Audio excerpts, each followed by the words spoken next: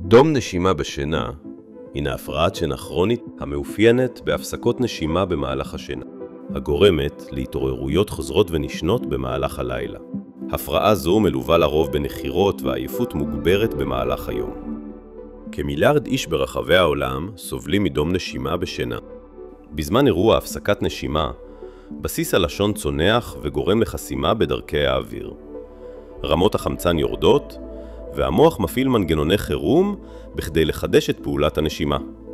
תופעה זו, במידה ואינה מטופלת, עלולה להוביל לשבץ, כשלים לבביים, יתר לחץ דם, סוכרת סוג 2, ובקרב אוכלוסיית הגיל השלישי, אף מכפילה את הסיכון לתמותה מוקדמת.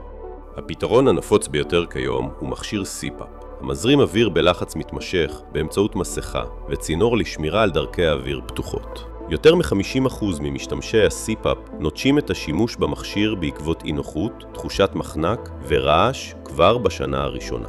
הלילה שלכם לא חייב להיראות כך. סנטיפיק, מכשיר רפואי חדשני מבית אבסנט מדיקל, מפותח ומיוצר בישראל, נשוא פטנטים בינלאומיים המבוסס על מחקרים מדעיים פורצי דרך ממכון ויצמן למדע. סנטיפיק פועל בשיטה טבעית, באמצעות מערכת AI מתקדמת וחיישן נשימה ללא מגע בטכנולוגיית רדאר. החיישן, תוך שמירה על פרטיות מלאה, עוקב אחר תבניות הנשימה בזמן אמת לאורך כל הלילה. בעת זיהוי תבנית המעידה על הפסקת נשימה, משחרר המכשיר ריח נעים לסביבת המשתמש המפעיל את רפלקס אריך רוח שמחדש את פעולת הנשימה. הגיע הזמן לקום? בסיום הטיפול יופיע על מסך המכשיר דוח שינה מפורט, הכולל גם ציון איכות השינה, מספר אירועי הפסקת נשימה וזמן השינה הכולל. אנחנו כאן בשבילכם.